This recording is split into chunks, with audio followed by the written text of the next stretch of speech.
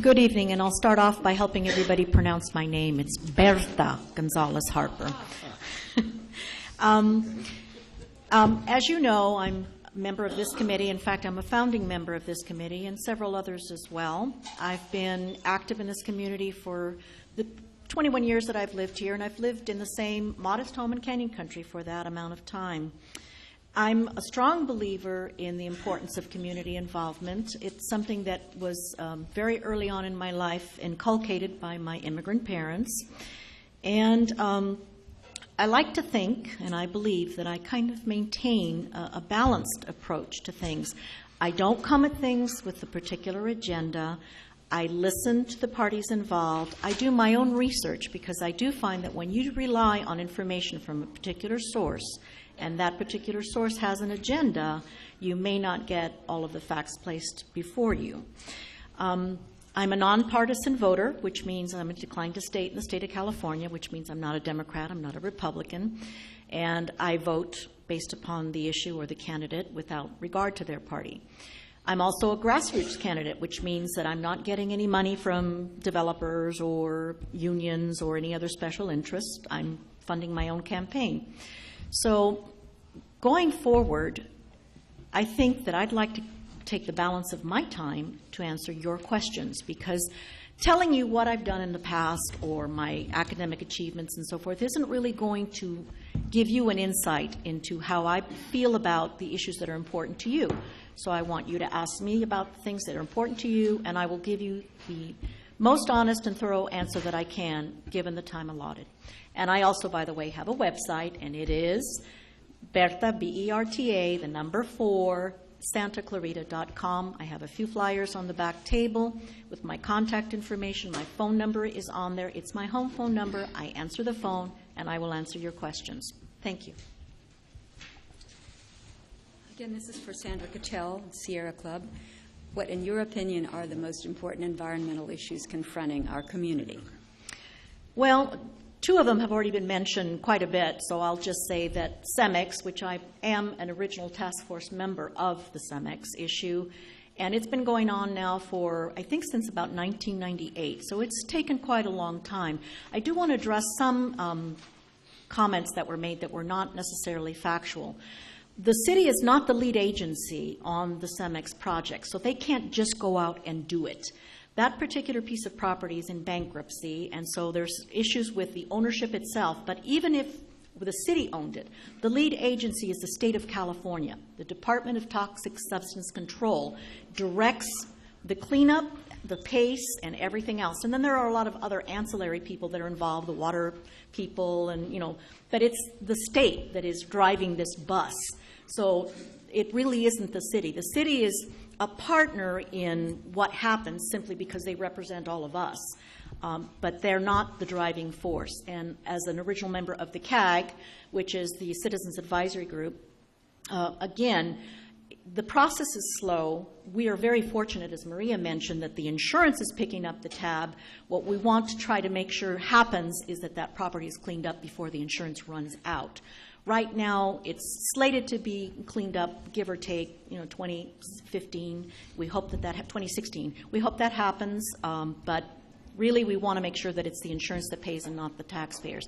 Second is, no, I'm sorry, that was Whitaker-Burmite. CEMEX is another contentious issue, which again has been taking a very long time.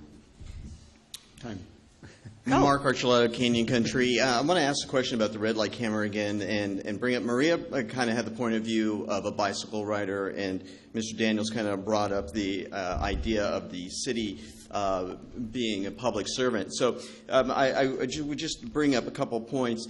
The city of Los Angeles isn't prosecuting these anymore. There's been studies that these red light cameras can sometimes cause more accidents by people hitting their brakes, being worried about it. Mm-hmm. And if you haven't gotten one of these tickets, you may not realize that it costs over $600 each time you get it. And it seems like what was a good idea for safety is now just filling the coffers for six-figure city officials and their salaries. So I'm curious what your take on this would be. Well, first of all of the fine money does not go to the city coffers. A big chunk of it goes to the actual company that runs the red light cameras. So that really has to be clarified. What do I think of them? I think they are working as a deterrent, if nothing else. Whether or not they are preventing accidents or not, I think depends on what study that you're reading. Some cities have already dropped them because they feel that they're not working. Other cities have continued with them because they feel that they are working. So the verdict is kind of out on that particular issue. One thing I will say, though, is I agree that whether we keep them or we don't, if we keep them, the fines, I think, are very high. $500 or $600 for running a red light is a lot of money, especially when some of those running of red lights are not necessarily strictly running a red light, but you might be, out there and then something happens and you can't go and then you wind up going and it goes off. So I think there still needs to be a little bit more research and study before a real determination is made. I know the city says that it's working, and I know the city says that things are going really well. I think there needs to be a little bit further study. Jeana Johnson, Canyon Country. Should we have year-round permanent homeless shelters, and why, if so? I'll answer the first question with yes, and that's fast and simple. I've thought for a very long time that we should have a year-round homeless shelter. The real problem has been, though, where? Because every time that anybody tries to locate it somewhere, people don't want it in their community. So there has to be some real work done to get the communities on board. Right now, we have on our general plan areas designated where by right, which means they don't really necessarily have to ask permission. They could, in fact, locate a homeless shelter. And those are like the Center Point, Valencia Industrial Center, places that have already been designated on the general plan where you can put those. But I believe that the mention was that they're not looking at this point for a full year. And I believe that's incorrect, because I've been getting an awful lot of emails asking me for donations precisely to fund a year-round bridge-to-home shelter. I'm in favor of it. I think before it actually happens, we need to be maybe a little more proactive, not because it's not a city endeavor, it's a private enterprise, but to get the people who would be in the neighboring area to be okay with it and feel comfortable with it. And then I think we should do it. We have an obligation to take care of our veterans, to take care of the mentally ill who no longer have any place to go because of all of our hospitals have been shut down. So we have people in need, and we have to be able to take care of those people in need. Good evening. Good evening. My name is Jim Solis, 33-year Saugus veteran. Like the other two speakers, they focused on the disparity in incomes. I, too, am very concerned about the disparity in incomes here in Santa Clarita, as highlighted and made example of in the city wages. You have, I think it's 7 or 8, perhaps Mr. Petzel knows, I think it's 7 or 8 executives make $10,371,000. They collect all that money. But the majority of city employees who are middle class and blue collar don't even come close to that. I've heard figures between $31,000 and $70,000 is the average income. That's an incredible disparity, a terrible disparity. How would you, as a city council member, how would you deal with that question? Thank you. Sure. Well, first of all, I'm not aware of any city employee making the numbers that you cited. I think the highest salary is the city manager, and that's in the $200,000 range, not anywhere near what you said.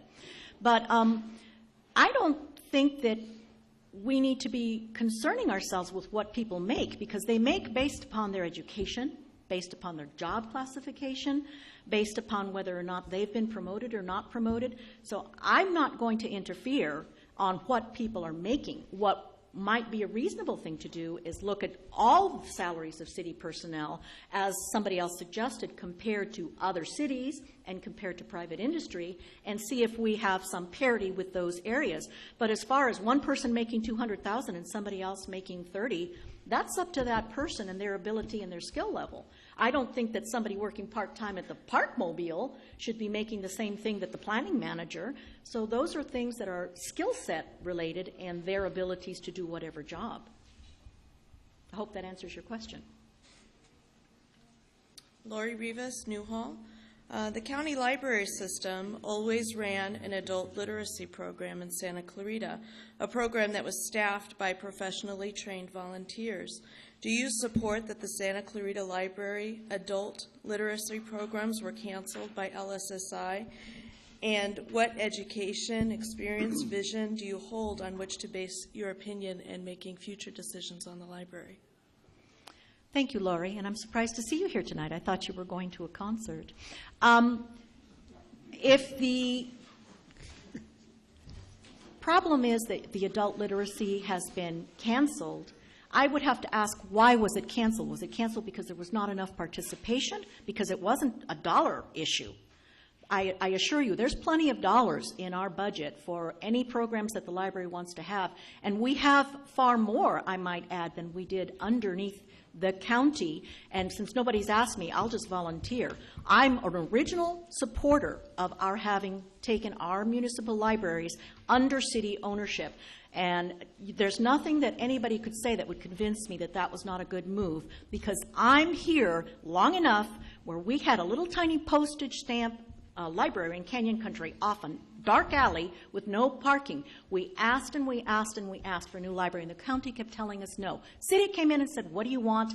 Built it for us, and they were doing the same thing with Newhall. And again, county kept saying, we don't have the money, we don't have the money. Since we're no longer a part of the county system, we have money for laptops, we have money for plenty of books, we have money for DVDs, we have money for all kinds of programs in ESL and for children and all kinds of other things. And even better, if there's a program that they're not running, Laurie, and you want to see that program happen, you have access right down the street on Valencia Boulevard to go and ask somebody to get that program in there. And if it makes sense in dollars for the community, then they will do it. But some programs just aren't there because there's not enough participation. Hope that answers your question. Chair Gilmore, what do you recommend that we do locally to address the issue of global warming? Well, I'll answer your not asked question first, which is how I feel about global warming. Again, that's another issue that I think the verdict is really out. There has not been a definite determination. But I'll tell you that one of the things that I think we can do to lower our footprint here in Santa Clarita is focus more on bringing good-paying jobs to this area so less people have to commute out of the area. Does that answer your question? It certainly does. Thank you. Yes, I wanted to ask you this evening about the districting lawsuit, and then I'm going to get out of the way. Thank you, Pets. Well, I am opposed to districting, and I am opposed to districting for many reasons, and I'll just a few of them. Number one, districting does not really work for the purposes that have been cited as the excuse or the reason to do them. It doesn't encourage more people of any particular group to run for office, because things that keep people from running for office are not having enough money, not having enough time, having too many obligations at home, or frankly, not really wanting to put themselves out there for people to take swings at, or just not wanting to be involved. So I am opposed. I tell you that you can look to the San Fernando Valley where I grew up, which is part of Los Angeles City and is districted. You have a whole bunch of different districts, many of them with Hispanics in charge, and Pacoima, which is a heavily Hispanic district, is not receiving the level of services that Sherman Oaks is, which is not a heavily Hispanic district. It has nothing to do with ethnicity or race. I honestly believe that that's a canard, frankly, and I don't really appreciate people victimizing me and saying that I can't do something because somebody else is preventing me, when nothing has prevented me or any one of the other Hispanic candidates on this round to run. If we didn't run, it was because we chose not to. It's not because anybody prevented us from doing so. And on that same vein, no, I'm not in favor of an elected mayor, because I couldn't stand having a whole year of somebody that was just a loose cannon, number one. And number two, though, I would like to see a more formal system of rotation that we originally followed and now we haven't been following. It seems to be more left up to them, and I really think, in fairness to the people that elect people, Time. it should be a fair rotation. You went up. Your time is up. Any more questions? Yeah.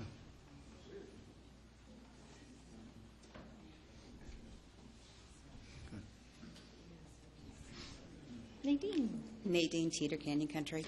There are no emergency medical services on the east side of the city. Do you think that we should have a hospital, and what would you do to attract them if you do?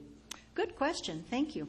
Well, actually, there has been a project approved for the corner of Sierra Highway and Via Princesa that would bring medical offices. It has not been built, and they have their approvals, but they didn't go forward because of the economy. So I don't know what the status of that particular project is, but now that maybe the economy's picking up a little bit, perhaps they will do something. But I'll give you a better answer in that once the Whitaker-Burmite property is safe enough and clean sufficiently, I'd actually like to see us as a city look to attracting a teaching hospital, not affiliated with the state, but a teaching hospital that would have enough acreage to actually site a facility there, would have great freeway access, and a teaching hospital would not only bring great jobs and a clean industry, but it would also bring a facility where people that don't have a whole lot of money can still go and have, dental treatment, optometric treatment, medical treatment. So I think that would be a really good use for that piece of property. But yes, we do need much more. And interestingly enough, in the past, we actually did have a hospital in Canyon Country, so we're going backwards in that respect on this side of town. But there's some in the works and hopefully some in the future. Did that answer your question, Nadine? Hi, Brian Springer. On Tuesday, the City Council is voting on a proposal to remove the billboards along Newhall Avenue and Soledad and replace them with 3 electronic billboards, 2 on the 14, 1 on the 5. What are your thoughts on that proposal? Well, I've been on record. In fact, I spoke at the council meeting.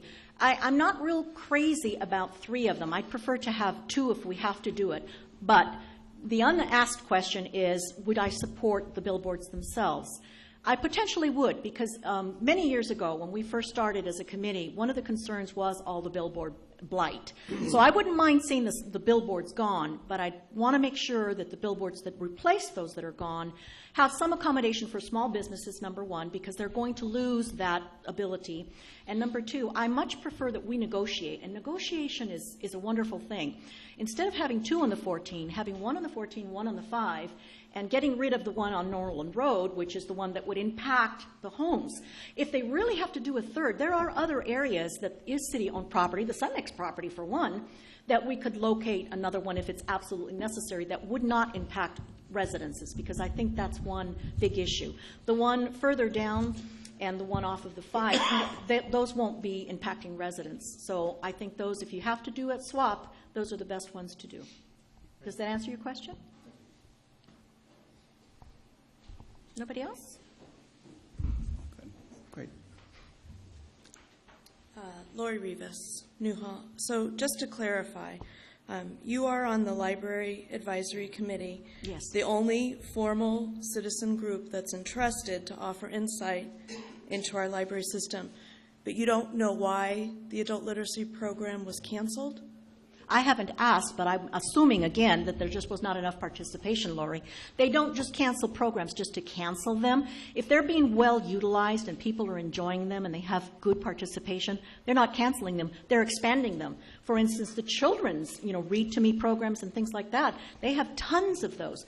But as I said, if you are concerned that a program that you want to see in our library system is not there, then I'm not the person to ask because I don't write the checks. Yes, I am on the Library Advisory Committee, and yes, I'm involved in it, but I don't go over every single program that may or may not be involved in the city.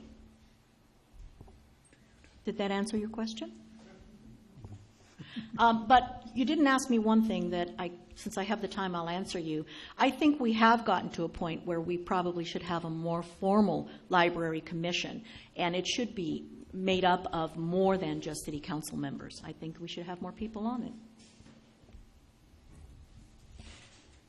Yes, Bob. Yes, my name's Todd Hoover from Castaic. Berta, what's your opinion on the disparity of benefits and income salary for new city council members versus city council members that have already been elected? That was a major issue with one of their newly elected city council members. I'm just wondering what your take is on that and how you'll deal with that. That's a good question. Thank you.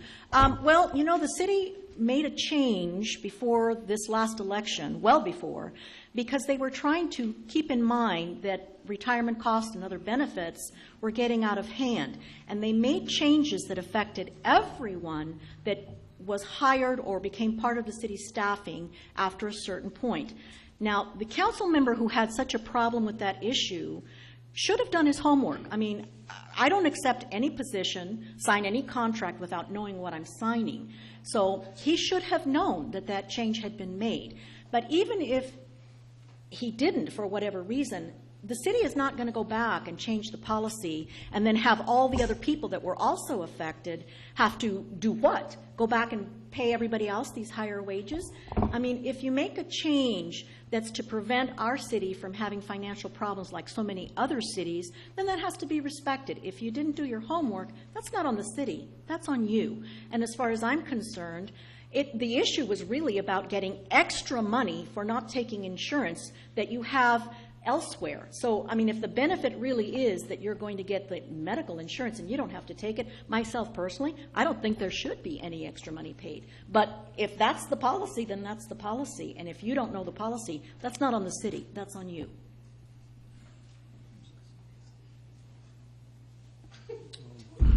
We have less than a minute. I don't think we can get an answer that's a minute and a half long. So, Berta, would you like to wrap up? Are you trying to say I talk a lot? No. In the last case, we had 58 seconds, and the question took 58 seconds, 54. Okay. So what would you like me to do? Just wrap up? Your wrap up. Okay. Well, Summation. I think we live in a very well-run city. I think there's always more that we can do. I'd like to see more done for our seniors. As a matter of fact, nobody asked me that question, but I have been very involved. I'd actually really like to have a feasibility study done. They've done some studies already on the needs and where we need to have, if any, more senior centers. But I'd actually like to also take a look and see if maybe we may not be at a time in our history as a city where it might be time to actually have our senior centers as municipal senior centers along the lines of City of Simi Valley and West Covina and a lot of other ones. Because right now, we have a senior center that is run by a nonprofit corporation that is dependent upon grants, donations, some money from the city, some money from the county, and it's very hard to plan what you're going to do given those flexible funding sources. So I'd like to see us do more for our seniors. I'd like to see community councils or neighborhood councils that would serve the purpose of what the Canyon Country Advisory Committee was meant to do, where you have each individual community that can address their own issues and bring them forward and advocate for their issues before council. Other than that, you know why I'm here. You know what I'd like you to do, so I don't really think it's necessary to continuously tell you that I have a website and that I'd like you to vote for me. Why?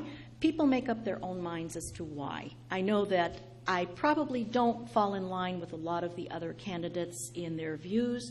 That's fine, because that's what makes America great, is that everybody can have a different take on an issue, everybody can have different viewpoints, and still the voters can make up their mind what direction they want to go in and what they want to see happen in their city. Our city's a great city. I'd like to see it continue that way. I'd like to build on those great foundations that we have, and I have what it takes, but that's up to the voters to decide.